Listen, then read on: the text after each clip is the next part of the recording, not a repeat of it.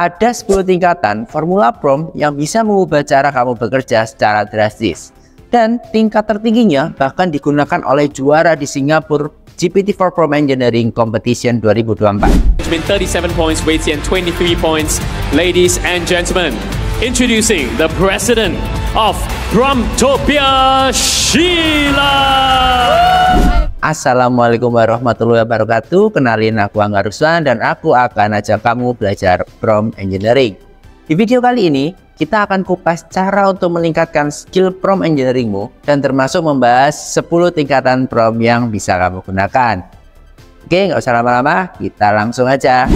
Tingkat pertama, tanya GPT. Pada tingkat ini kita mulai dengan sesuatu yang simpel dulu ya. Kamu hanya perlu menanyakan ke ChatGPT apa yang kamu inginkan tanpa memberikan detail. Hasilnya bisa bervariasi, kadang bagus, kadang juga kurang memuaskan. Misalnya, ketika aku minta ChatGPT untuk meringkas artikel tentang perubahan iklim, hasilnya cukup baik. Tapi kalau tugasnya lebih kompleks, kita perlu memberikan lebih banyak detail. Jadi meski tahap ini cukup membantu, masih ada banyak cara untuk membuat prompt kita lebih efektif. Dan yang kedua, format. Sekarang kita masuk ke tingkatan kedua ya, yaitu tentang pentingnya format. Hal yang terlihat sepele, seperti pemformatan tanda baca, bisa membuat perbedaan besar. Misalnya, dengan menambahkan beberapa tanda baca untuk memisahkan promo, kamu bisa membantu ChatGPT memahami bagian-bagian berbeda dari prompt yang kamu buat.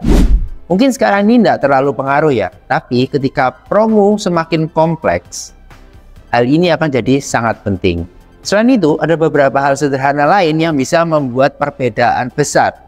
Misalnya bersikap dengan sopan kepada ChatGPT dan menghindari nada yang negatif. Kedengarannya aneh ya, tapi memang benar. Beberapa peneliti juga menunjukkan bahwa bersikap sopan dalam prompt yang kamu buat bisa membantu model bahasa besar ini meningkatkan akurasi mereka. Kadang aku juga pakai kok. Meski belum ada penelitian mendalam tentang alasan kenapa kok bisa kayak gitu, tapi LLM ini bekerja lebih baik ketika kita meminta mereka melakukan sesuatu dengan sopan. Contohnya gini, kamu bisa mengatakan sesuatu seperti, ini penting banget loh buat kerjaanku, atau kalau nggak gitu, nanti aku dipecat loh kalau kamu nggak bantu aku. Nah, dengan performatan dan sikap yang tepat, kamu bisa mendapatkan hasil yang jauh lebih besar dari ChatGPT. Tingkat ketiga, fokus request. Di tingkat ini, kita akan memulai meningkatkan kualitas respon yang lebih spesifik ya. Tingkat 3 ini adalah tentang kejelasan fokus dengan apa yang kamu inginkan dari ChatGPT. Misalnya nih ya, jika kamu ingin ChatGPT membuat sesuatu dalam format tertentu, seperti tabel, coding, dan segala macam, kamu harus menuliskan dengan jelas judul, subjudul, dan detail apa yang harus ada di dalam tabel tersebut. Oke, contoh pertamanya, ini menunjukkan prompt yang kurang spesifik ya. Jadi hasilnya mungkin hanya akan membuat tabel sederhana tanpa detail yang kita butuhkan. Sekarang mari kita lihat prompt yang lebih spesifik. Ini promptnya. ChatGPT buatkan tabel dengan judul data siswa. Tabel ini harus memiliki kolom untuk nama, kelas, dan jurusan. Setelah itu urutkan berdasarkan kelas. Nah, dengan prompt yang lebih jelas dan spesifik, ChatGPT bisa memberikan hasil yang lebih sesuai dengan kebutuhan kita, dan hasilnya tabelnya akan lebih terstruktur dan sesuai dengan instruksi yang kita berikan tadi, ya kan? Dengan memberi instruksi yang jelas dan detail, kita juga bisa mendapatkan hasil yang lebih memuaskan loh dari ChatGPT. Oke, dan tingkat keempat, beri contoh. Di tingkat 4 ini, kita akan masuk ke teknik prompt yang lebih advance. Dan teknik ini disebut view-shot learning. Pada dasarnya, kamu ingin memberikan beberapa contoh input dan output kepada ChatGPT untuk membantu dia memahami format dan konteks yang kamu inginkan. Misalnya, kamu ingin ChatGPT membantu membuatkan deskripsi produk untuk toko online-mu. Oke, pertama berikan deskripsi singkat tentang apa yang kamu inginkan, lalu tambahkan contohnya itu seperti apa. Oke, contohnya seperti ini ya, aku membuat deskripsi produk untuk toko online dengan memberikan beberapa contoh input ini dan output ini. Dan ChatGPT akan lebih mudah memahami format dan gaya yang kamu inginkan, sehingga bisa menghasilkan deskripsi produk yang sesuai. Tingkat 5, prompt berdasarkan respon. Di tingkat 5 ini, itu cocok banget buat kamu yang ingin buat sesuatu tapi bingung gimana jelasin detailnya ke GPT. Caranya, kamu bisa minta ChatGPT untuk buat aja pertanyaannya tentang apa yang ingin kamu buatkan, sehingga GPT tahu konteks yang harus diberikan. Misalnya, kamu ingin memulai ide bisnis di bidang kuliner nih ya, tapi nggak ngerti harus mulai dari mana kamu buat promptnya. Kamu bisa tanya ke ChatGPT seperti ini. Dan ChatGPT akan memberikan beberapa pertanyaan yang relevan untuk membantumu mengarahkan ide bisnismu dengan menjawab pertanyaan-pertanyaan ini. Kamu akan membantu ChatGPT memahami konteks dan detail yang diperlukan untuk memberikan jawaban yang lebih spesifik. Dengan cara ini, kamu bisa mendapatkan respon yang sesuai dengan apa yang kamu harapkan pastinya.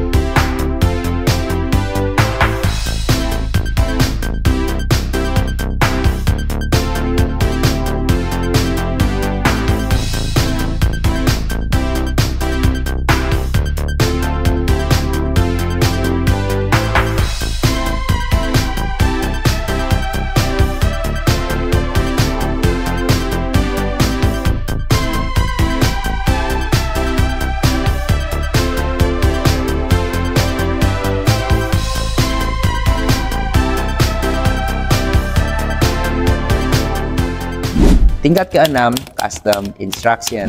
Fitur yang satu ini tuh sangat powerful banget sebenarnya.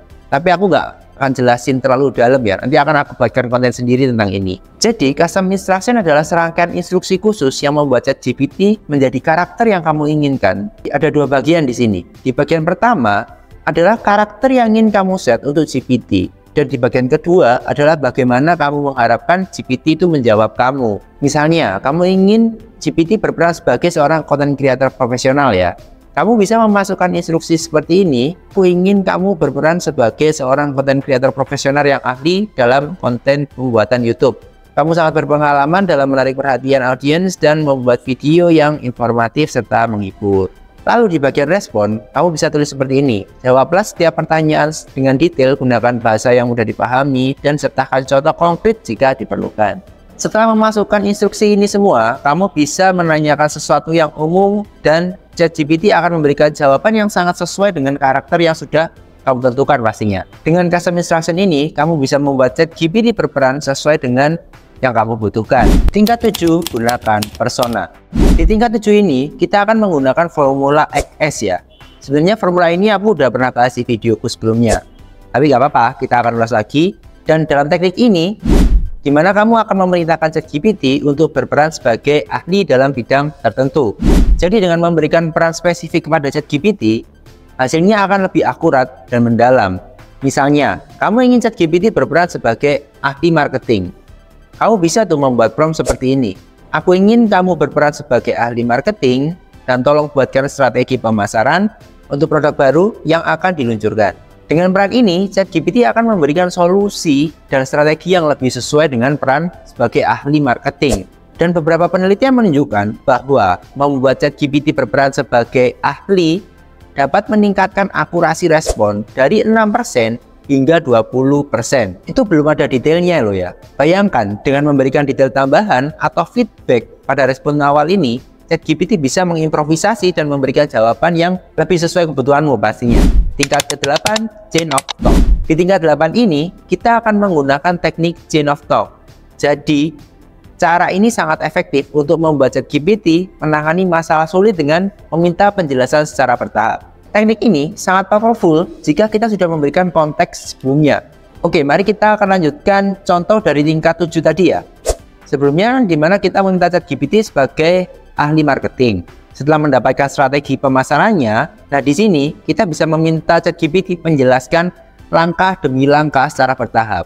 Contoh promptnya seperti ini. Sebagai ahli marketing, bisa tolong jelaskan secara bertahap apa yang harus aku lakukan terlebih dahulu untuk meluncurkan produk baru ini. Nah, dengan permintaan ini, ChatGPT pasti akan memberikan penjelasan langkah demi langkah dengan menggunakan teknik Chain of Thought ini. Kamu juga bisa mendapatkan penjelasan yang lebih detail dan terstruktur sehingga memudahkan kamu untuk mengikuti setiap langkah dengan jelas. Tingkat ke-9, self-prompting. Di tingkat 9 ini kita akan memanfaatkan kemampuan dari ChatGPT sendiri untuk membuat prompt-nya sendiri. Menarik ya? Oke, jadi ChatGPT ternyata pinter juga loh dalam membuat prompt untuk dirinya sendiri. Bahkan kadang bisa lebih baik daripada kita yang buat. Misalnya ya, kita ingin membuat rencana bisnis tapi bingung harus mulai dari mana kita buat prompt-nya. Kita tanya aja ChatGPT untuk membuat prompt yang sesuai. Kemudian ChatGPT akan memberikan prompt yang bisa kita gunakan. Setelah mendapatkan prompt ini, kita hanya perlu mengisi beberapa detail sesuai kebutuhan kita. Dengan self-prompting, kamu bisa mendapatkan prompt yang sesuai dengan kebutuhanmu dan hasilnya akan lebih spesifik dan terstruktur. Oke, sekarang kita akan masuk ke prompt pamungkas yang memenangkan Singapore GPT-4 Prompt Engineering Competition. Ini buat kamu yang belum tahu konteksnya aja ya. Kompetisi ini mencari prompt yang paling kreatif dan efektif yang bisa dihasilkan oleh ChatGPT-4. Kompetisi ini juga diadakan di bulan Januari kemarin dan diikuti oleh 400 peserta dari seluruh dunia, termasuk Amerika, Inggris, India, Jerman, Prancis, bahkan Indonesia. Kompetisi ini dimenangkan oleh Sheila Theo, seorang prompt engineering dari Singapura yang berhasil membawa pulang hadiah sebesar $20.000. Mantep kan?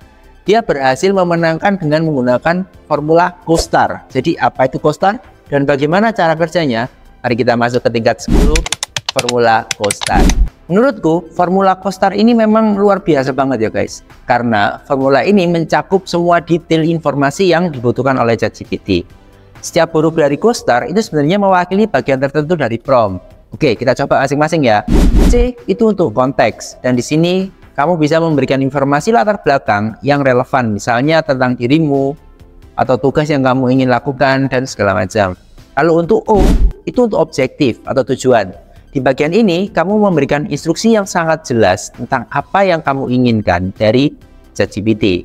Lalu untuk S itu adalah style, gaya. Di sini kita akan memberitahu GPT gaya penulisan yang kita inginkan itu seperti apa. Sesuatu yang lucu atau sesuatu yang menarik dan seperti CEO misalkan.